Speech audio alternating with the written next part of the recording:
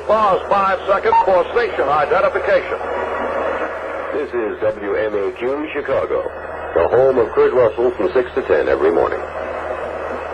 So, as has been said in many, many previous Stanley Cup competitions, there is no tomorrow for these clubs. This will be the final game no matter what happens. And, of course, someone was kidding a little bit ago, said, well, what happens if it goes into overtime?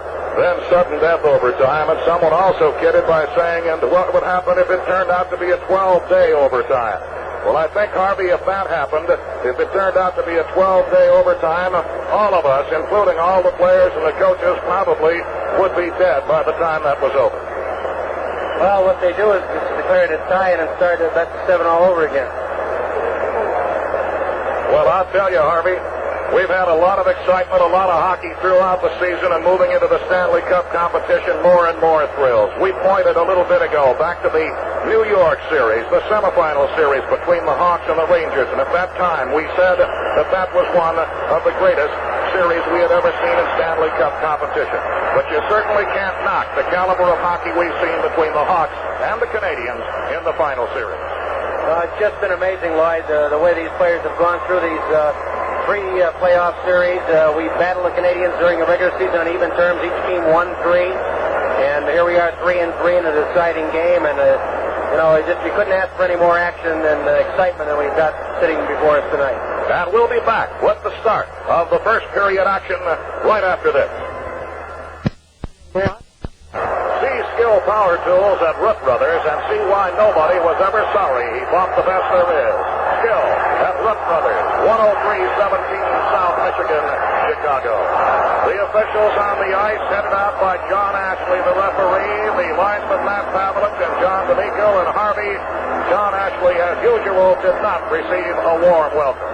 Well, the fans right now are chanting Ashley's above, referring perhaps to that game number 3 in the Stanley Cup Finals, where we had the lead 2-0 and the Canadiens defeated us 4-2, and a lot of the fans were up in arms over that. But we had a conversation with Neil Armstrong after the game in Montreal, and he said that as far as he's concerned, John's the best in the league. Neil is the veteran linesman in the NHL for the longest time. And here come the Hawks.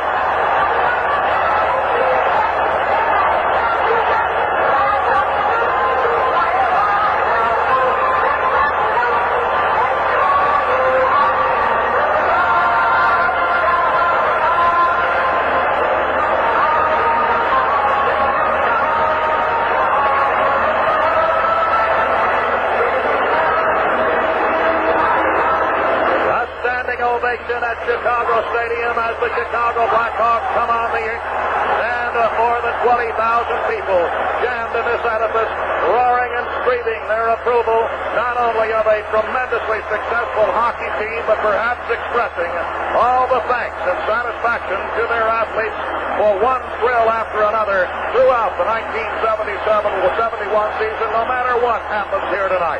And of course, this again is a psychological factor with each member of the Chicago Blackhawks knowing that 99 and 9/10% of the people in Chicago Stadium are their backers, their supporters, and want them very badly to defeat the Canadiens and be the Stanley Cup champions in 1971. It's enough to give you goose pimples, Harvey. It certainly is. There's this tingling with excitement here, Loyd. The fans are on their feet. I've got a bunch of signs talking to them. Hawks go, Hawks go. Hawks Stanley Cup champions, 1977-1. Whatever happens this game tonight, I know the fans are proud of the Blackhawks and the fine job and the great show and great job they've done all season. And the positions on the ice. Ken Dryden will be in the net for the Canadiens to our left. And Tony Esposito for the Blackhawks in the nets to our right. And the Canadiens, therefore, will be moving from our left to our right, and of course the Chicago Blackhawks in the opposite direction. The Canadiens' uniforms, their traveling uniforms, basically the red jerseys, the blue pants, the white numerals, and the red, white, and blue striped stockings. The Chicago Blackhawks in their home uniforms, basically the white jerseys, the dark numerals, the black pants with the stripes down the side, and the red, black, and white striped stockings. Taking their positions at their respective blue lines now and facing Old Glory off to our right. And the officials also in position at center ice. John Ashley, the referee, the linesman Matt Pavlich, and John D'Amico. And now, ladies and gentlemen, from a very hot, a very sticky but excited Chicago Stadium, our national anthem. And our national anthem.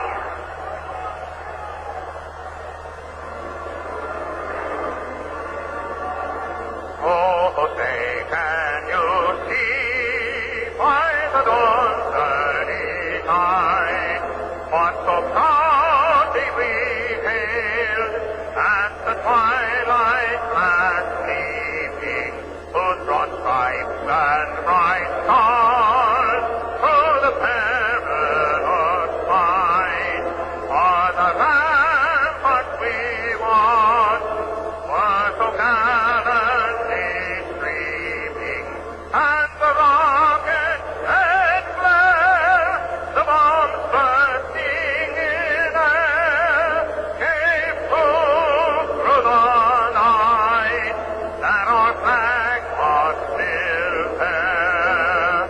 Oh, say does that star-spangled banner yet wave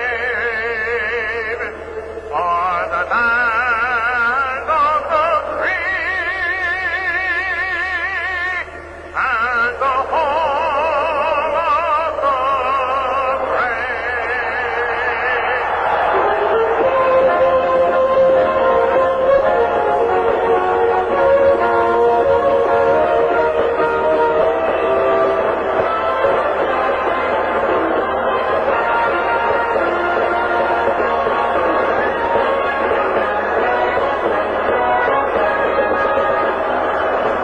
So this literally will be a game that will be heard around the world. Armed Forces Radio, the entire United States, sent from coast to coast in Canada, radio, television, newspaper writers from all around the world reporting this, the final game.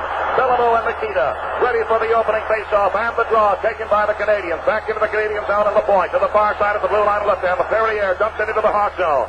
And off the backboard and off the back of the Hawk cage. Poked at by Cournoyer, but off the near board of the Chicago zone. And Dennis Hull digs it out to center ice.